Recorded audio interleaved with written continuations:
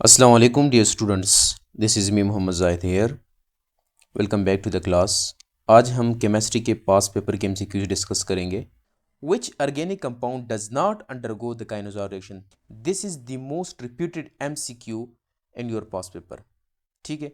काइनोजा reaction और aldol condensation इसका MCQ must आता है. तो आप लोगों को मैं ना इसको एक समराइज वे में समझाता हूँ. पहले तो आप लोगों को मैं समझा दूँ कि काइनोजा रिएक्शन है क्या क्या हिसाब किताब है, लेकिन एंड पे मैं आपको समरी भी बताता हूँ कि आप लोगों ने कम वक्त में किस तरीके से आंसर ढूंढना है. ठीक है.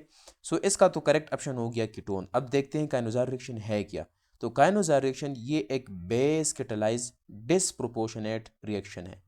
डिसप्रोपोर्शनेट मीन्स कि जिसमें ऑक्सीडेशन भी होती है और उसमें हमारे पास रिडक्शन भी होती है. सेल्फ ऑक्सीडेशन और रिडक्शन होती है इसके अंदर. ठीक है. और ये बात याद रखनी कि इसमें सिर्फ ओ कंपाउंड ये रिएक्शन दे सकते हैं जिसमें अल्फा हाइड्रोजन ना हो. क्या ना हो? अल्फा हाइड्रोजन ना हो. अब अल्फा हाइड्रोजन क्या चीज़ है मैं आपको समझा दूँ. ये हमारे पास है carbonyl group C double bond O. ठीक है. इस साइड पे या तो आर होगा या एच होगा. ठीक है. आर कब होगा? जब कीटोन होगा. एच कब होगा? जब एल्डिहाइड है. इस साइड पे मैंने कर दिया आर. लेट से आर की जगह मैं लिख देता हूँ CH3. क्या लिख देता हूँ? CH3. ये हमारे पास क्या है? This is functional group. और फंक्शनल ग्रुप के करीब ये वाला जो कार्बन है, this carbon is alpha carbon. और इस कार्बन के साथ जितने भी हाइड्रोजन अटैच है, those hydrogen are called as alpha hydrogen. अब समझ आई? तो जिनके पास अल्फा हाइड्रोजन नहीं होगा, जिनके पास अल्फा हाइड्रोजन नहीं होगा, वो काइनोजा रिएक्शन देगा. और जिनके पास अल्फा हाइड्रोजन होगा, अल्फा हाइड्रोजन होगा, वो क्या देगा? Aldol condensation. क्या देगा? अल्डोल. और जिनके पास अल्फा हाइड्रोजन नहीं होगा, नहीं होगा, वो क्या देगा? काइनोजारो रिएक्शन. समझ आई अब? अच्छा, अल्फा रिएक्शन अल्फा कार्बन को भी देखें. The alpha carbon is the carbon located directly adjacent to the carbonyl carbon. Any hydrogen bonded to this specific carbon are called alpha hydrogen. ये चीज़ मैंने आप लोगों को समझा भी दिया. ठीक है. अब नेक्स्ट चलते हैं, इसका एक समरी पढ़ते हैं. ठीक है. ताकि आप लोगों को कंफ्यूजन ना हो फिर एमसीक्यू के अंदर. अगर अल्डिहाइड और कीटोन है और उसके पास क्या है? अल्फा हाइड्रोजन है, तो ये क्या देगा? अल्डोल. अब इसका मैं एक ट्रिक भी बताता हूँ. देखिए, अल्फा है ना, तो अल्फा के स्टार्ट में ए आ रहा है ना, तो इसके साथ आप लगा दें अल्डोल. अल्डोल के स्टार्ट में भी ए आ रहा है. ठीक है. तो अल्फा हाइड्रोजन होगा तो अल्डोल कंडेंसेशन देगा. अगर अल्फा हाइड्रोजन नहीं है तो हमारे पास काइनोजा रिएक्शन देगा. और ये कंडीशन भी आप याद रखें कि अल्फा जो अल्डोल कंडेंसेशन है इसमें 10% NaOH यूज़ होता है. ठीक है. डाइल्यूट बेस के साथ. और इधर हमारे पास 50% NaOH यूज़ होता है. ये आपने याद रखना है. ठीक है. तो अल्डोल कंडेंसेशन और काइनोजा रिएक्शन आप लोगों ने याद कर लिया. ठीक है. अब मैं अगर आपको आपसे पूछूं कि ये हमारे पास एक कंपाउंड है CH3 CH2 C double bond O, और ये हमारे पास है CH3. अगर मैं आपसे ये पूछूं कि ये जो कंपाउंड है ये अल्डोल कंडेंसेशन देगा या काइनोजा रिएक्शन देगा, तो what will be your answer? सोच ले. देखिए, ये हमारे पास अल्फा कार्बन है, ये हमारे पास अल्फा कार्बन है और इसके साथ अल्फा हाइड्रोजन भी अटैच है. इधर भी है और इधर भी है. तो अभी हमने पढ़ा जिसके पास अल्फा हाइड्रोजन होगा वो क्या देगा? Aldol condensation. मैं इसलिए ये एमसीक्यू बहुत एक्सप्लेन कर रहा हूँ क्योंकि ये आपके पेपर में आएगा. ये बार बार यही एमसीक्यू रिपीट होता है अल्डोल कंडेंसेशन पे और काइनोजा रिएक्शन पे. ठीक है. अच्छा, काइनोजा रिएक्शन के लिए आप दो एग्जांपल याद रखें. एक फॉर्मल्डिहाइड और एक बेंजल्डिहाइड. ये दो कंपाउंड आपके एमसीक्यू जब भी आएगा ना, तो उसके ऑप्शंस में आपके पास कौन सा होगा? ये दो ऑप्शंस हाँ मखा होंगे. ठीक है. तो ये दो कंपाउंड जो है ये क्या देता है? काइनोजा रिएक्शन देता है. अब कैसे देता है आप ज़रा देखिए भी सही ना. ये हमारे पास लेट से ये हमारे पास क्या है? H C double bond O, ये H हो गया. और फॉर्मल्डिहाइड. तो अभी आप देखें कि हमारे पास इधर हमारे पास कोई नहीं है और इधर भी हमारे पास कोई अल्फा हाइड्रोजन नहीं है. क्यों? क्योंकि इधर अल्फा कार्बन नहीं है. तो जब अल्फा कार्बन होगा ही नहीं तो अल्फा हाइड्रोजन किधर से आएगा? तो इसलिए ये हमारे पास क्या है, फॉर्मल्डिहाइड विल अंडरगो काइनोज़ारो रिएक्शन। अच्छा, this is the structure of benzaldehyde. अभी आप देखिए कि ये हमारे पास क्या है, this is the functional group, ठीक है। अब इस फंक्शनल ग्रुप के साथ ये जो कार्बन अटैच है, दिस इज अल्फा कार्बन, बस इसके साथ हाइड्रोजन नहीं है, तो इसलिए बेंजल्डिहाइड भी हमारे पास कौन सा रिएक्शन देगा, काइनोज़ारो रिएक्शन देगा, अल्डोल कंडेंसेशन नहीं देगा, ठीक है। Reaction of ethene with alcoholic केमिनोपोर produces, so the correct option is ethylene glycol, ठीक है। अच्छा, इसको हम इथेन 1,2 डायोल भी कहते हैं। अब हम रिएक्शन पढ़ते हैं तो आप लोगों को पता चल जाएगा कि 1,2 डायोल किस तरीके से है, ठीक है। अच्छा, ये जो एमसीक्यू है ना, ये आपके जो बायर टेस्ट है ना उससे लिया गया है, ठीक है। उसमें क्या होता है कि हमारे पास केमिनोफोर हम डालते हैं एक सोल्यूशन के अंदर। अगर उस सोल्यूशन के अंदर हमारे पास क्या हो, अनसेचुरेशन हो, यानी डबल बॉन्ड हो, या हमारे पास ट्रिपल बॉन्ड हो, तो डबल ट्रिपल बॉन्ड की वजह से वो हमारे पास उसकी कलर जो है वो चेंज हो जाती है और हमारे पास मैंगनीज डाइऑक्साइड एक ब्राउन कलर प्रिसिपिटेट बन जाती है, ठीक है।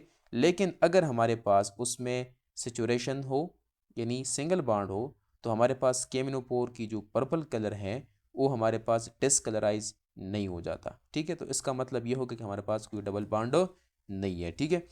अब किस तरीके से होते हैं, आप लोगों ने जब ये रिएक्शन हो जाए इथीन का विद अल्कोहलिक केमिनोपोर, तो आप लोगों ने इसका प्रोडक्ट किस तरीके से लिखना है, तो बहुत सिंपल है, ठीक है। ये आपके पास क्या है, C H double bond C H और एक साइड पे आर और दूसरे साइड पे आर, ठीक है। अब लेट से आप लोगों को गिवन है इथीन, तो इथीन में क्या है, डबल बॉन्ड है और 2 कार्बन हैं, ठीक है। तो इस साइड पे भी CH2 और इस साइड पे भी CH2।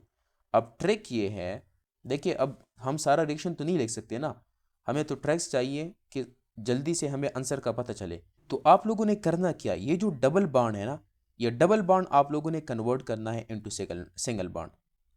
ये मैंने CH2 लगा दी, ये मैंने सिंगल बॉन्ड लगा दिया CH2। दूसरा काम आप लोगों ने क्या करना है कि दोनों साइड पे, दोनों कार्बन पे आप लोगों ने क्या करना है, OH लगाना है। तो इधर भी OH और इधर भी OH, तो ये आप लोगों का आंसर आ गया। अब देखें, ये हमारे पास अगर मैं नंबरिंग कर लूँ ना, तो 1 और 2, तो हमारे पास 2 कार्बन है, तो 2 कार्बन के लिए क्या यूज़ करते हैं, ईथेन 1 2, और दो दो OH है ना, तो डाईओल, ठीक है। और इसको हम आम लैंग्वेज में ग्लाइकोल भी कहते हैं, ठीक है, इथाइलिन ग्लाइकोल, ठीक है।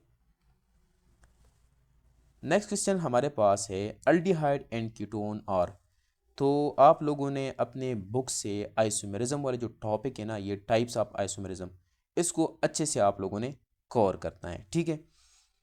और पास पेपर के अंदर ये जो फंक्शनल ग्रुप आइसोमेरिज्म है ना, 3 MCQ इस पे आते हैं, जो कि ऑलरेडी मैंने इधर मेंशन की है, ठीक है। इन 3 MCQ में से कोई एक आपके पेपर में होगा, ठीक है, अगर आइसोमेरिज्म पे आता है, फंक्शनल ग्रुप आइसोमेरिज्म पे। अगर फंक्शनल ग्रुप आइसोमेरिज्म पे कोई MCQ आता है तो इन 3 में से एक होगा, ठीक है। सो ये पास पेपर का एक MCQ है कि अल्डिहाइड एंड कीटोन आर, तो they are functional group isomers. अच्छा, फंक्शनल ग्रुप आइसोमर्स वो आइसोमर्स होते हैं जिनके जनरल फार्मूला सेम होते हैं, यानी उनके जो मॉलिक्यूलर फार्मूला होंगे वो भी सेम होंगे, लेकिन उनके जो फंक्शनल ग्रुप होंगे वो दूसरे से डिफरेंट होंगे, ठीक है। फॉर एग्जांपल, इनमें 3 पेयर्स आप लोगों ने रटने हैं, ठीक है। एक हमारे पास है अल्डिहाइड एंड कीटोन, जो कि पहले मैंने लिखे हुए हैं। इसके बाद है कार्बोक्सिलिक एसिड एंड ईस्टर, और तीसरा हमारे पास है अल्कोहल एंड ईथर। तो इस पे आपको कोई भी MCQ आ जाए तो आप लोगों ने फंक्शनल ग्रुप आइसोमेरिज्म को चूज करना है, ठीक है। बट रिमेंबर कि इसमें N जो है ना, यानी नंबर ऑफ कार्बन, ये 3 या 3 से ज़्यादा होना चाहिए। क्यों, लेट से अगर मैं अल्डिहाइड और कीटोन का मिसाल ले लूँ, ठीक है, तो अल्डिहाइड का लोएस्ट मेंबर जो है ना वो फॉर्मल्डिहाइड है, जिसमें 1 कार्बन है, ठीक है। लेकिन कीटोन का जो लोएस्ट मेंबर है वो 3 कार्बन वाला है, ठीक है। तो आप लोगों ने 3 से स्टार्ट लेना है, ठीक है। अगर आपके पास आ जाए प्रोपानोल, तो 1 2 3, और ये आपके पास OH हो गया, ये हमारे पास प्रोपानोल हो गया, ठीक है। आप साथ में कार्बन अटैच कर ले जिस तरीके से हो, ठीक है। और तीसरा दूसरा हमारे पास क्या है, इथाइल मिथाइल ईथर, ठीक है। तो ये CH3 इस साइड पे और इस साइड पे CH2 और इस साइड पे CH3। तो अगर MCQ आएगा कि ये दोनों आपके पास आपस में क्या है, तो they are functional group isomer, क्योंकि एक साइड पे क्या है, अल्कोहल है, दूसरी साइड पे ईथर है, और कार्बन्स को देखे 1 2 3 कार्बन और इधर भी 3 कार्बन। तो अगर कार्बन नंबर सेम हो और अल्कोहल और ईथर हो तो ये दोनों क्या होंगे, फंक्शनल ग्रुप आइसोमर्स होंगे। ठीक है।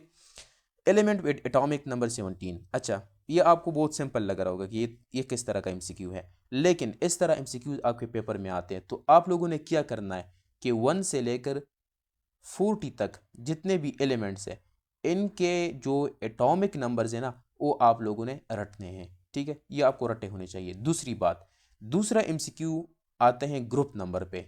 ठीक है, इधर मैंने MCQ डाले नहीं हुए लेकिन मेरे जहन में आ गया तो आप लोगों को बता दो। ग्रुप नंबर, फॉर एग्जांपल आप लोगों को लिस्ट में मेंशन होगा कि which of the following group, यानी या which of the following pair of elements belongs to group first.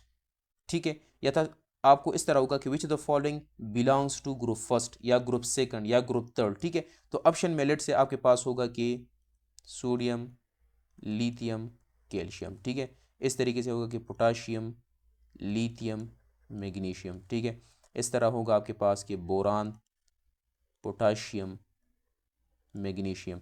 इस तरह होगा कि हाइड्रोजन, लिथियम, पोटाशियम। तो आपके पास इस तरीके से ऑप्शन होंगे और आपको बताया जाएगा कि इनमें से कौन सा जो है which of the following belongs to group first elements. ठीक है, तो आप लोगों ने उसमें से करेक्ट वाला फिर चूज करना होगा। ठीक है, तो आप लोगों को ग्रुप्स पता होने चाहिए कि कौन सा एलिमेंट कौन से ग्रुप से हैं, और 40 तक आप एटॉमिक नंबर रट ले। आपको पता होना चाहिए कि कौन से एलिमेंट का कौन सा एटॉमिक नंबर है। ठीक है। The reaction in which oxidation and reduction occur simultaneously is called redox reaction या oxidation reduction reaction। ठीक है, ये तो बहुत सिंपल है, डिफिनीशन टाइप है। ठीक है, अब इसमें एक इंपॉर्टेंट चीज़ है reducing agent and oxidising agent. इसमें अक्सर स्टूडेंट कंफ्यूज हो जाते हैं। ठीक है, तो आप लोगों ने कंफ्यूज नहीं होना। The substance that undergo oxidation that will be called as reducing agent. ऐसा नहीं कि आप लोग कह दें कि substance that undergo reduction is called reducing agent, no. ठीक है, रिड्यूसिंग एजेंट, एजेंट का काम क्या होता है, जो आपका काम करवाते हैं दूसरे बंदे से। ठीक है, अब रिडक्शन क्या होता है, रिडक्शन में क्या होता है, इलेक्ट्रॉन क्या होता है, गेन होता है ना, इलेक्ट्रॉन क्या होता है, गेन होता है। तो ये किसी और एलिमेंट को इलेक्ट्रॉन देगा, किसी और एलिमेंट के या कंपाउंड को इलेक्ट्रॉन देगा और उस पर नेगेटिव चार्ज आ जाएगा। ठीक है, ये क्या करता है, किसी और एलिमेंट को इलेक्ट्रॉन देता है। तो एजेंट का काम क्या होता है, आपका काम कराना। तो रिडक्शन क्या होता है, इलेक्ट्रॉन गेन कराना, इलेक्ट्रॉन गेन कराना। तो एजेंट का काम क्या होगा कि दूसरे कंपाउंड पे वो एक्शन परफॉर्म करेगा जो रिडक्शन का होता है। समझ आ रही है? यानी अगर एक एलिमेंट है, ये हमारे पास एक एलिमेंट है, ठीक है, ये इलेक्ट्रॉन लॉस भी कर सकता है, गेन भी कर सकता है। ठीक है, अब दूसरा एक एजेंट आ गया। ठीक है, अब एजेंट का काम क्या है कि ये अपना काम करवाएगा इससे। लेट से ये हमारे पास, इसका काम क्या है, इलेक्ट्रॉन गेन करना। इसका काम क्या है, इलेक्ट्रॉन गेन करना। तो ये इस एलिमेंट पे क्या करवाएगा, इलेक्ट्रॉन गेन करवाएगा। अब किस तरह करवाएगा, ये इसको अपना इलेक्ट्रॉन देगा। तो ये इसने अपना इलेक्ट्रॉन दे दिया, तो ये अंडरगोज ऑक्सीडेशन हो गया। ये क्या हो गया, ये रिड्यूस हो गया। ठीक है, तो अब इस एजेंट को मैं क्या कहूंगा, इसको मैं कहूंगा रिड्यूसिंग एजेंट। ठीक है, and the substance that undergo reduction is called oxidising agent. अब आप लोगों को क्लियर हो गया होगा। The most electronegative element is, ये कुछ वन लाइन MCQ है, अक्सर पूछे जाते हैं, that is fluorine. Lowest electronegativity is caesium, first group का लास्ट मेंबर है तकरीबन, सीजियम CS से रिप्रेजेंट होता है। The element with highest electron affinity, ये आप लोगों ने कंफ्यूज नहीं होना इसमें। ठीक है, ऐसे ना हो कि आप फ्लोरीन लिखते हैं, दिस इज क्लोरीन। ठीक है, अब अगर ये निमोनिक आप याद कर सकते हैं, पोन कल ब्रेस्कप। ठीक है, इससे आपको ये याद होगा कि कौन सा एलिमेंट का इलेक्ट्रोनेगेटिविटी ज़्यादा है। ठीक है, तो फ्लोरीन का 4 है, ऑक्सीजन का 3.5 है, नाइट्रोजन का 3 है, आई थिंक क्लोरीन का भी 3 है। ठीक है, ब्रोमीन का फिर 2.8 है आई थिंक। ठीक है, तो इस तरीके से कुछ आपको याद होनी चाहिए। ठीक है, process of coating iron with zinc is called, तो इसको हम कहते हैं गैल्वेनाइजेशन। अच्छा, ये प्रोसेस क्या प्रोसेस है, इसमें हम करते क्या है कि एक एलिमेंट को अगर हम प्रोटेक्ट करना चाहते हैं, चाहे वो रस्टिंग से हो, करोजन से हो, तो हम करते क्या है कि हम एक ऐसा एलिमेंट उसके ऊपर कोट करते हैं जो कि इसको प्रोटेक्ट कर सके, और वो एलिमेंट एक्ट करेगा एज ए सेक्रीफाइशियल एनोड, यानी वो कुर्बानी देगा। क्या देगा? कुर्बानी देगा, सेक्रीफाइस करेगा। ठीक है। अच्छा, इसके लिए हमारे पास एक ऑर्डर है, ये आप याद रखें, जिंक, उसके बाद iron, then tin and than copper. अब इसमें जो स्टार्ट में है, यानी लेट्स से जिंक हम कंसिडर कर ले, तो जो हायर मेटल होगा ऑन दिस स्केल या लेडर, वो एक्ट करेगा एज ए सेक्रीफाइशियल एनोड, यानी वो कुर्बानी देगा। ठीक है। किन एलिमेंट्स के लिए? जो इसके पीछे है, जैसे आयरन हो गई, टिन हो गई, कॉपर। ठीक है। अच्छा, अब ये जो एलिमेंट स्टार्ट में है, यानी लेट से जिंक है, तो ये क्या करेगा? ये प्रोटेक्ट करेगा बाकी वाले एलिमेंट्स को। अगर आयरन के ऊपर हम कोटिंग करते हैं जिंक का, तो जिंक एज अ एनोड काम करेगा, और एनोड पे क्या होती है? ऑक्सीडेशन। ठीक है। तो ये इलेक्ट्रॉन लॉस करेगा। ठीक है। और नीचे जो आयरन है उसको प्रोटेक्ट करेगा। ठीक है। The pH of neutral solution at 25 degree centigrade is 7। ये एक बुक लाइन MCQ है। ठीक है, लास्ट ईयर आया हुआ था। Which bond is the strongest among the following? So the correct option is ionic bond. ठीक है। लेकिन अगर ये MCQ आपको इस तरीके से आ जाए कि which of the following is the strongest intermolecular bond, अगर इस तरीके से आ जाए, तो फिर आप लोगों ने थोड़ा सा ख्याल रखना है। ठीक है। ऐसा ना हो कि आप आयनिक बॉन्ड की तरफ जाएं। Now the answer will be hydrogen. ठीक है। आपका जो करेक्ट ऑप्शन इसमें बनेगा दैट विल बी हाइड्रोजन। क्यों? मैं समझाता हूँ आप लोगों को। पास बॉन्ड या फोर्सेस दो तरह के हैं। कौन कौन से हैं? एक हमारे पास है एंटरमालिकुलर, एंटरमालिकुलर, और दूसरा आपके पास है एंट्रामालिकुलर। कौन सा है? एंट्रामालिकुलर। एंट्रा मीन्स विद इन मालिक्यूल। तो आप लोगों को पता है कि आयनिक बॉन्ड और कोवेलेंट बॉन्ड ये हमारे पास एक मालिक्यूल के अंदर होते हैं। ठीक है। लेट से अगर मैं NaCl की बात करूँ, तो ये एक मालिक्यूल है और सोडियम प्लस चार्ज है, क्लोरीन नेगेटिव है, इसके बीच में ये बॉन्ड बना हुआ है, इलेक्ट्रोस्टैटिक फोर्स ऑफ अट्रैक्शन है, सो इट इज़ एंट्रामालिकुलर। लेकिन MCQ में आपसे पूछा गया है एंटर मालिकुलर, यानी जो मालिक्यूल के बीच बीच में हो। लेट्स से ये हमारे पास एक H2 मालिक्यूल है, या हमारे पास दूसरा H2 मालिक्यूल है। ठीक है। तो इनके बीच में अगर कोई बॉन्ड होगा तो दिस इज एंटर मालिकुलर। ठीक है। तो एंटर मालिकुलर में हमारे पास हाइड्रोजन जो है वो स्ट्रॉन्गेस्ट बॉन्ड है। ठीक है। इसमें हमारे पास एक एक्सेप्शन आ जाती है। अगर आप लोगों से पूछा जाए कि नेटवर्क कोवेलेंट सॉलिड जो है, नेटवर्क कोवेलेंट सॉलिड, जैसे हमारे पास डायमंड है, सिलिकॉन डाइऑक्साइड है, तो इनके जो बॉन्ड्स है they are more stronger than the ionic. वैसे तो हम कहते हैं कि ionic bond is the strongest of all of these, लेकिन इस केस में फिर ये हमारे पास एक्सेप्शन है। ठीक है। और अगर आप लोगों को मैं एक आर्डर दे दूँ, तो सबसे पहले आएगा आयनिक, देन कोवेलेंट के बाद हाइड्रोजन, देन डायपोल फोर्सेस, और एंड पे लंदन डिस्पर्जन फोर्स, जिसको हम वंडरवाल फोर्सेस भी कहते हैं। ठीक है। अच्छा स्टूडेंट्स, जो हमारा AFNS का कोर्स है, उसमें आप लोगों को क्या क्या चीज़ें प्रोवाइड की जाएगी? तो सबसे पहले AFNS कोर्स के अंदर आप लोगों को रिकॉर्डेड लेक्चर्स प्रोवाइड की जाएगी for verbal, non verbal, academic and personality test. इसके साथ आप लोगों को पास्ट पेपर्स और मोस्ट रिपीटेड MCQs आप लोगों को इस सेशन में कवर की जाएगी। साथ में आप लोगों को ऑनलाइन प्रैक्टिस टेस्ट प्रोवाइड की जाएगी, और हर टेस्ट पे टाइमर लगा होगा। अब ये किस तरीके से होता है, मैं आप लोगों को वेबसाइट पे लेके चलता हूँ, उधर से आपको पता चल जाएगा। ठीक है। अच्छा स्टूडेंट्स, अगर आप लोगों को मैं थोड़ा सा वेबसाइट का विजिट करा दूँ, तो ये मैंने वर्बल जो कोर्स है वो मैंने ओपन किया हुआ है, और इसके अंदर इस तरीके से आप लोगों के क्विजेज़ होंगे। ये जो है ये प्रैक्टिस टेस्ट है, मॉक टेस्ट सीरीज़ इससे अलग होता है। लेट्स से मैं एक आपके सामने एक ओपन कर देता हूँ कि ये किस तरीके से होता है हमारा जो ये टेस्ट सीरीज़ होता है। तो ये मैंने एक क्विज़ आप लोगों के लिए ओपन कर दिया है, और इसके ऊपर ये टाइमर आप लोग देख सकते हैं कि लगा हुआ है। अब ये किस तरीके से होता है, लेट्स ओपन इट। आप लोग देख सकते हैं कि इधर आप लोगों के पास प्रॉपर टाइमर लगा होता है, ताकि आप लोग टाइम मैनेजमेंट सीख सकें। आप लोग के पास ये क्वेश्चंस हैं इन क्वेश्चंस को आप लोगों ने सॉल्व करनी होती है।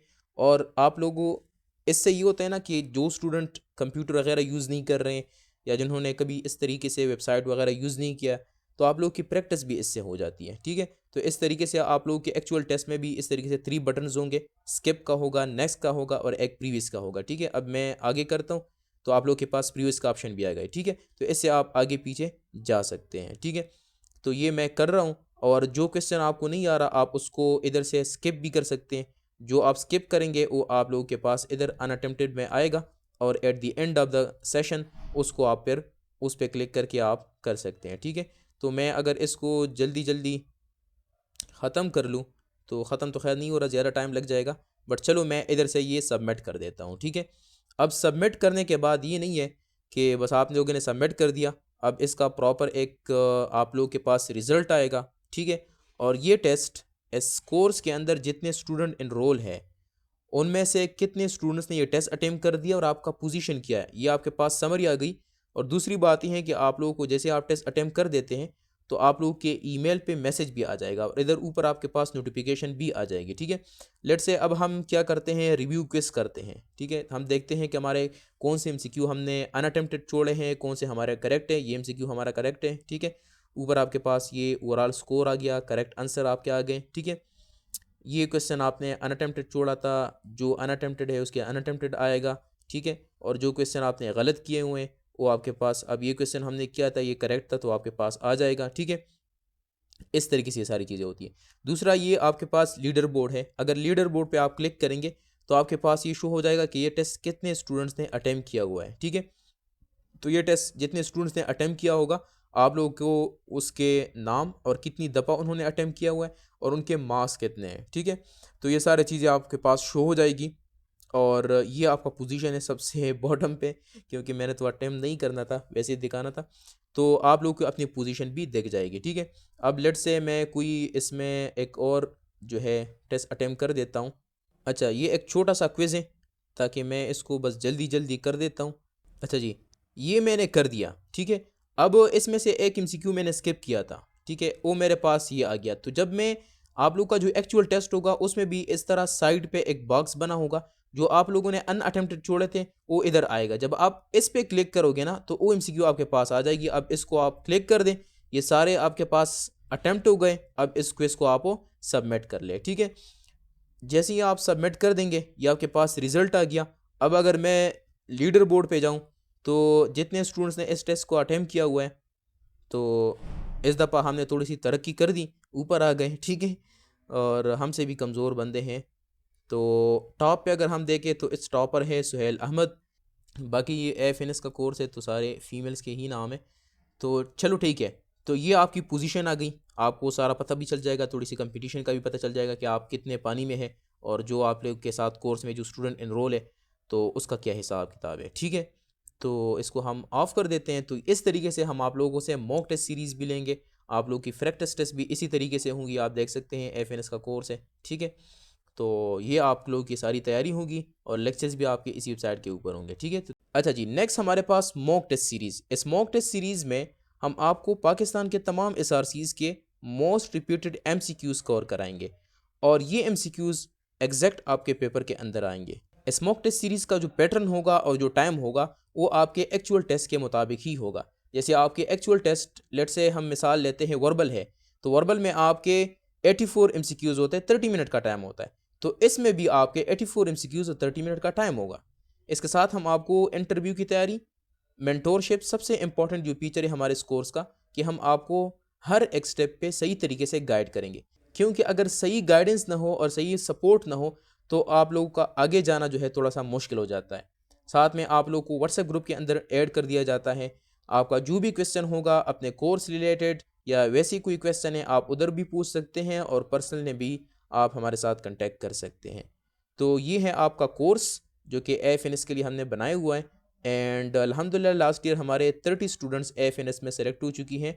हमारे इस कोर्स की जो फ़ीस है वो है 10,000, बट इस टाइम डिस्काउंटेड फ़ी में आपको 6,000 का मिल जाएगा। ठीक है, बट उससे पहले कोर्स ज्वाइन करने से पहले आप हमारे डेमो लेक्चर्स जो हैं वो यूट्यूब पे ज़रूर देख लें। आप लोगों को इस वीडियो के डिस्क्रिप्शन में भी मैं तमाम लिंक्स प्रोवाइड कर दूंगा डेमो लेक्चर्स की, वो आप ज़रूर देख लें और उसके बाद फिर आप हमारे साथ व्हाट्सएप पे कांटेक्ट कर लें in order to join our course.